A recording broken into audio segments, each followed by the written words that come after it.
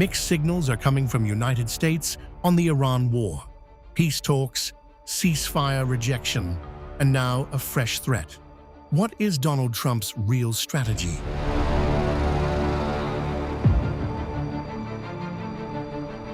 In just 36 hours, Donald Trump has sent sharply conflicting messages on the war with Iran.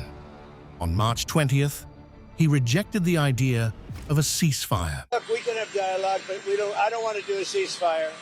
You know, you don't do a ceasefire when you're literally obliterating the other side. They don't have a Navy. They don't have an Air Force. They don't have any equipment. They don't have any spotters. They don't have anti-aircraft.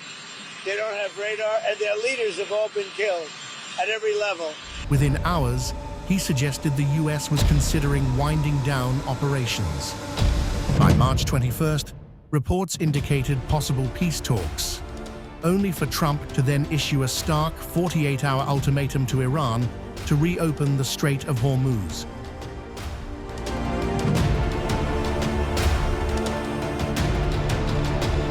On March 20th, Trump said that the U.S. is willing to talk to Iran, but nobody wants to be a leader in Iran anymore. They don't know what's happening.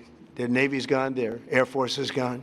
Their anti-aircraft is all gone. It's all gone. Their radar is all gone.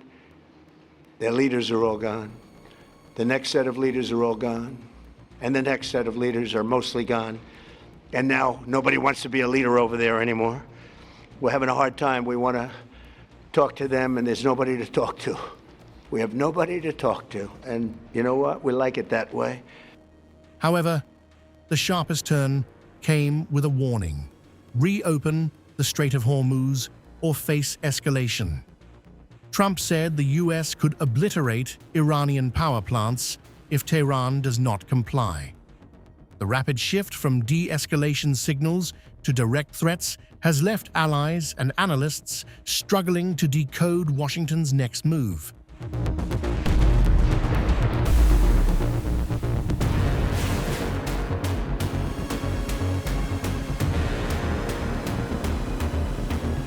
Even as Trump hinted at winding down the war, the U.S. has increased its military footprint. Additional warships and nearly 2,500 Marines have been deployed to the region, taking the total personnel involved to around 50,000. The Pentagon is also seeking nearly $200 billion in funding, pointing toward a longer conflict, not a quick exit.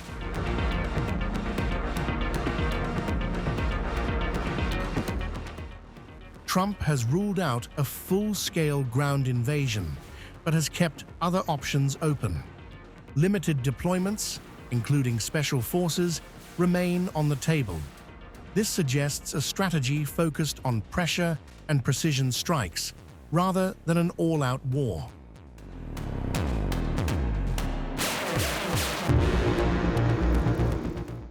At the same time, Washington has taken steps to ease oil prices.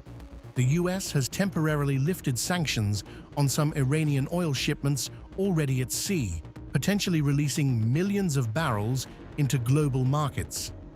The move offers relief to supply pressures, but also raises questions about consistency in strategy.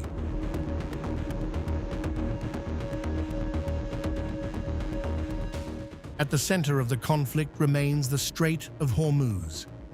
Iran's actions have disrupted shipping through the critical route, pushing global oil prices higher and triggering volatility in financial markets. With nearly 1/5 of global oil supply passing through the strait, the stakes remain extremely high.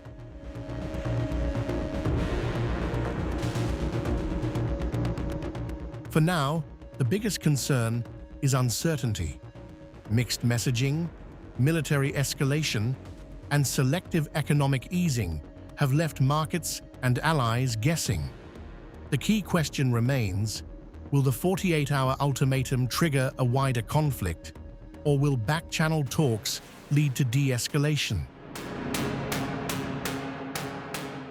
If you like this video, then like, share and subscribe to Mirror Now.